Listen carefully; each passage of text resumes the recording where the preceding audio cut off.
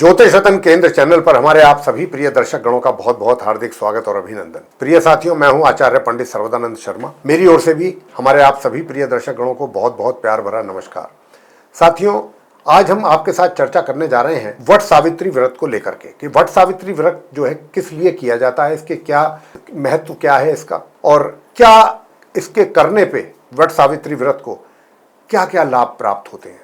ये सारी जानकारी आज हम वट सावित्री व्रत को लेकर के इस वीडियो के माध्यम से आप तक पहुंचाने की इच्छा रखते हैं और हम उसी के लिए ही आपसे ये चर्चा करने आरंभ जा रहे हैं।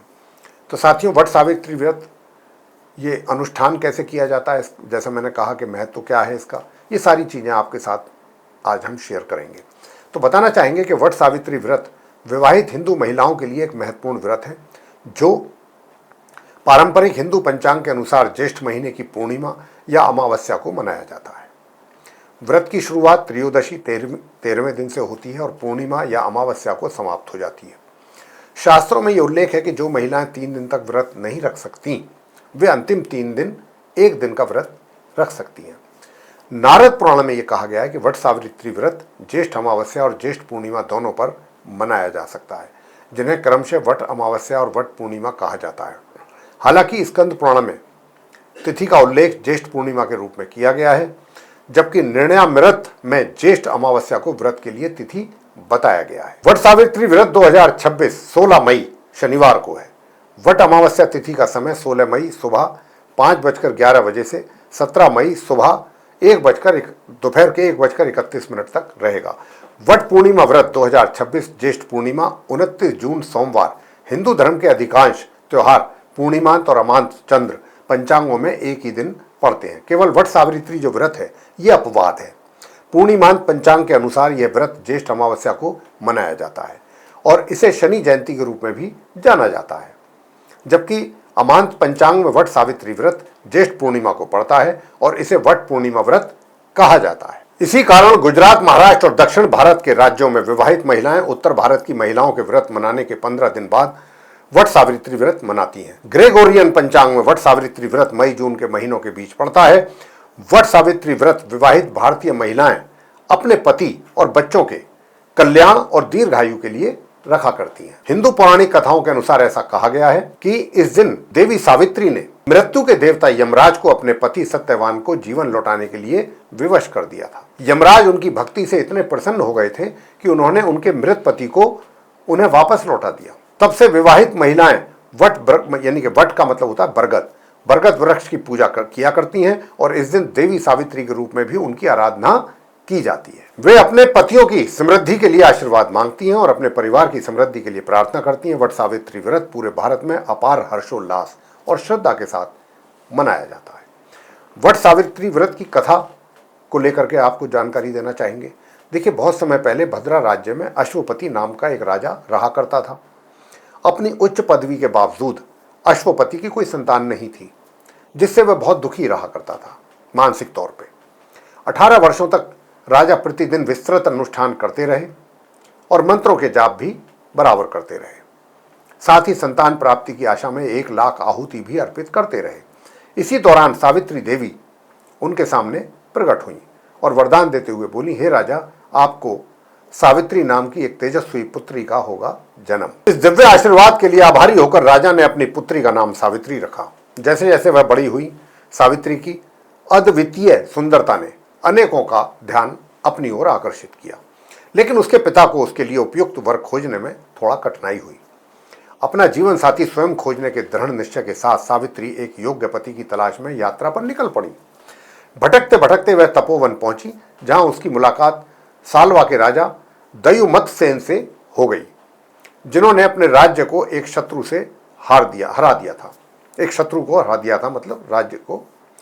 वहीं उसकी नज़र उनके पुत्र सत्यवान पर भी पड़ी और उसने उन्हें अपना जीवन साथी बनाने का निश्चय कर लिया। सावित्री के इस निर्णय के विषय में जानकर ऋषि नारद राजा अश्वपति के पास गए और उन्हें चेतावनी देते हुए कहा, हे राजा, आप ये क्या कर रहे हैं? सत्यवान गुणी और बलवान है, परंतु उसका वृद्ध अल्प है, यानी आयु। वह 1 वर्ष के भीतर ही देह त्याग देगा। यह निराशाजनक समाचार सुनकर राजा अश्वपति अत्यंत व्याकुल हो गए। जब सावित्री ने अपने पिता से उनकी चिंताओं के विषय में पूछा तो उन्होंने सच्चाई बताई और उनसे किसी अन्य वर पर विचार करने का आग्रह किया।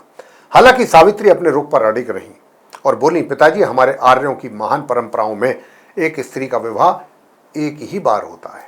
राजा के आदेश केवल एक बार दिए जाते हैं और विवाह समारोह के दौरान पुजारी भी केवल एक बार ही पवित्र अनुष्ठान किया करते हैं। कन्यादान, दुल्हन को विदा करने की रस्म भी केवल एक बार ही होती है। अपने अडिग संकल्प के साथ सावित्री ने सत्यवान से विवाह करने पर अपनी जिद पर वो अड़ी रही। राजा अश्वपति उसे समझाने में असमर्थ होकर अपनी पुत्री का विवाह सत्यवान से आखिरकार उनको करना पड़ा। अपने नए घर पहुंचने पर सावित्री ने अपनी सास और ससुर की पूरी श्रद्धा से सेवा की। समय व्यतीत होने के साथ साथ नारद मुनि की सत्यवान की आसन्न मृत्यु की भविष्यवाणी का समय निकट आता गया। सावित्री की चिंता बढ़ती गई और भविष्यवाणी की तारीख से 3 दिन पहले उन्होंने उपवास शुरू कर दिया और नारद मुनि के निर्देशानुसार पूर्वजों की पूजा अर्चना की। उस मनहूस दिन हर दिन की तरह सत्यवान सावित्री के साथ लकड़ियां इकट्ठा करने जंगल गया। जब वह लकड़ी काटने के लिए पेड़ पर चढ़ा तो अचानक उसके सिर में असहनीय दर्द हुआ और वह पेड़ से नीचे उतर गया। सावित्री जानती थी कि आगे क्या भयानक होने वाला है। सत्यवान का सिर धीरे से अपनी गोद में रखकर सावित्री उसे शांत करने लगी। मृत्यु के देवता यमराज के सेवक सत्यवान को परलोक ले जाने के लिए वहां आए, लेकिन सावित्री ने उन्हें जाने नहीं दिया। तभी स्वयं यमराज प्रकट हुए और सत्यवान को अपने साथ ले जाने लगे लेकिन सावित्री ने बिना विचलित हुए उनका अनुसरण किया। यमराज ने सावित्री को समझाने का प्रयास किया और कहा कि यह प्रकृति का नियम है, लेकिन सावित्री ने उनकी बात नहीं मानी। अपने पति के प्रति सावित्री की अटूट निष्ठा और भक्ति से द्रवित होकर यमराज ने उन्हें वरदान देते हुए कहा कि हे देवी, आप सचमुच बहुत भाग्यशाली हैं। जो भी वरदान आप चाहें मांग सकती हैं। सावित्री ने 3 प्रार्थनाएं की। वन में रहने वाले मेरे नेत्रहीन ससुर और सास को दिव्य प्रकाश प्रदान कीजिए। उन्होंने ये विनती की कि यमराज ने उनकी प्रार्थना स्वीकार की और आश्वासन दिया कि ऐसा ही होगा। हालांकि सावित्री ने अपनी प्रार्थना जारी रखी। उनके दृढ़ संकल्प की प्रशंसा करते हुए उन्होंने उनसे एक और वरदान मांगने को कहा। मेरे ससुर का राज्य जो उनसे छीन लिया गया है, उनके शत्रु के द्वारा उन्हें वापस लौटा दीजिए। सावित्री ने विनती की। यमराज ने उन्हें यह वरदान भी दे दिया और उन्हें वापस लौटने के लिए कहा। फिर भी सावित्री नहीं मानी। अपने पति के लिए परलोक की ओर चल रही एक साधारण मनुष्य के साहस से यमराज द्रवित हो गए और उनसे एक और इच्छा मांगने के लिए उन्होंने बोला। सावित्री ने 100 संतान और समृद्धि का आशीर्वाद भी मांगा। यमराज उनकी इच्छा को अस्वीकार ना कर पाने के कारण उनकी यह मनोकामना भी उन्होंने पूरी कर दी, उनको वरदान दे दिया।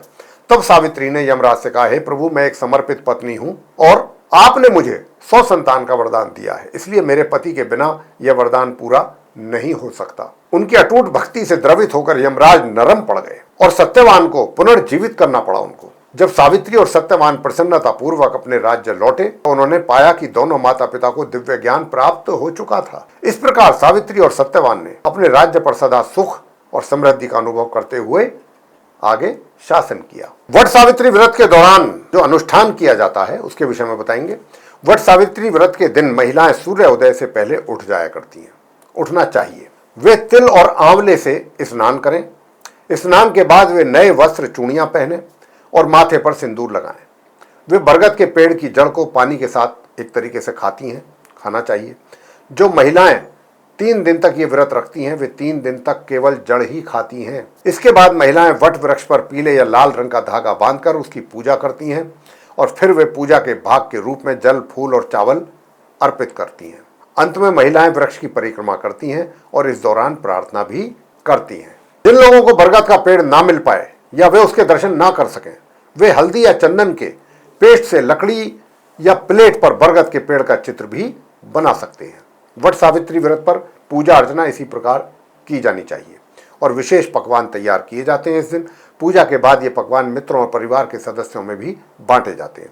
वट सावित्री व्रत के दिन घर की महिलाएं अपने बड़ों और विवाहित महिलाओं से आशीर्वाद भी लेती हैं। वट सावित्री व्रत का महत्व क्या है? वट सावित्री व्रत की अनकही महिमा का वर्णन भविष्योत्तर पुराण और स्कंद पुराण जैसे अनेक हिंदू पुराणों में मिलता है। वट सावित्री व्रत के दिन भक्त बरगद के वृक्ष की पूजा किया करते हैं। हिंदू पौराणिक कथाओं के अनुसार बरगद का वृक्ष ब्रह्मा, विष्णु और महेश जैसे त्रिमूर्तियों का प्रतीक है। वृक्ष की जड़ें भगवान ब्रह्मा, तना भगवान विष्णु और ऊपरी भाग भगवान शिव जी का प्रतिनिधित्व करते हैं। इसके अतिरिक्त पूरा वट वृक्ष सावित्री का प्रतीक है। महिलाएं इस दिन अपने पतियों की सुरक्षा सुनिश्चित करने और उनके जीवन में सौभाग्य और सफलता के लिए प्रार्थना करते हुए पूरी तरह से पवित्र व्रत रखती हैं। वट सावित्री व्रत के दौरान दान करना भी बहुत पुण्यकारी माना गया है। इस दिन लोग जरूरतमंदों को उदारता पूर्वक धन, भोजन और वस्त्र दान किया करते हैं। वट सावित्री व्रत 2026 पर महत्वपूर्ण समय क्या रहेगा? सूर्य उदय देखिए 16 मई प्रातः 5:49 पर और सूर्यास्त कब होगा? 16 मई शाम 6:57 पर। अमावस्या तिथि का समय 16 मई प्रातः 5:11 बजे से 17 मई की प्रातः 1:31 तक रहेगा, यानी कि रात्रि के 1:31 तक रहेगा। तो ये थी जानकारी वट सावित्री व्रत को लेकर के साथियों।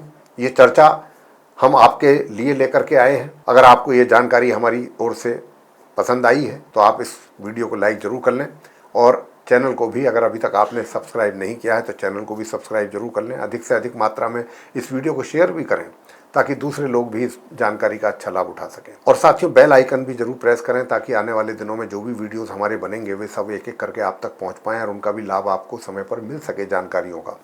साथियों, इसी के साथ इस कार्यक्रम को समाप्त करेंगे यहाँ और अपने आप सभी प्रिय दर्शक गणों से लेंगे इजाजत। आप सभी का सहृदय बहुत बहुत धन्यवाद। जय माता दी।